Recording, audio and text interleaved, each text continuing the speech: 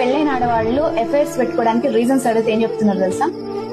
మా ఆయన నాకు టైం ఇస్తలేడు, పెళ్లికి ముందు మస్తు చూసుకుంటుండే మా ఆయన, ఇప్పుడు మాత్రం నేను పట్టించుకుంటలేడు. సో సిస్టర్, మీకు ఒక మాట చెప్తా, ఈ వీడియో ఆడవాళ్ళకి నచ్చకపోవచ్చు కానీ ఒకసారి చూడండి. పెళ్లికి ముందు మగాడి ప్రేమ మాటల్లో ఉంటే పెళ్లి తర్వాత అది బాధ్యతగా మారుతుంది. అంటే ఎట్లా అంటే, మార్నింగ్ లేచినప్పటి నుంచి నీకు ఏం కావాలి, మీ ఇంటి కోసం ఏం కావాలి, ఖర్చులు ఎట్లా భరించాలి, మీకు పుట్టబోయే పిల్లల భవిష్యత్తు కోసం ఆయన ఏం చేయాలి, వీటన్నిటి కోసం పరిగెత్తుకుంటూ మార్నింగ్ స్టార్ట్ అయిన ఆయన జర్నీ, ఆఫీస్ లో పాలిటిక్స్ దగ్గర నుండి కెరియర్ టెన్షన్, ఫైనాన్షియల్ టెన్షన్స్, బయట ఇష్యూస్, ఇవన్నీ దాటుకొని ఈవినింగ్ ట్రాఫిక్ లో పడి అలసిపోయి ఇంటికి వస్తే నీ మొహం చూడంగానే ఆయనకి అమ్మయ్యా కష్టపడ్డందుకు రిలీఫ్ ఉందిరా బాబు అనిపించాలి. కానీ నువ్వేం చేస్తావు తెలుసా?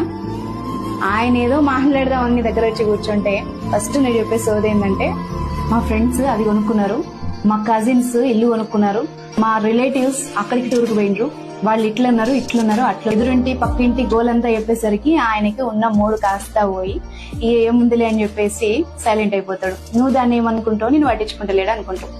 నిజమే, నాకు కూడా చాలా వస్తున్నాయి. చాలామంది నాకు కూడా మెసేజ్ చేస్తుర్రు, మా హస్బెండ్ నన్ను పట్టించుకోవట్లేదు, వర్క్లో పడి నన్ను అసలు కేర్కి తీసుకోవట్లేదు అని చెప్పి. మీరు కూడా అర్థం చేసుకోండి, ఆల్రెడీ మీ హస్బెండ్ జాబ్ చేసి వస్తాడు, చాలా స్ట్రెస్ ఉంటుంది, ఇటు మిమ్మల్ని చూసుకోవాలి. ఇంటికి వచ్చినప్పుడు అట్లీస్ట్ మీ ఫేస్లో కొంచెం హ్యాపీనెస్ చూస్తే చాలా హ్యాపీగా ఉంటాడు మీ హస్బెండ్. కొంచెం ఆలోచించండి. మా హస్బెండ్ నన్ను పట్టించుకోవట్లేదు అంటే అతనికి ఎన్ని ప్రాబ్లమ్స్ ఉంటాయి చెప్పండి మీరు.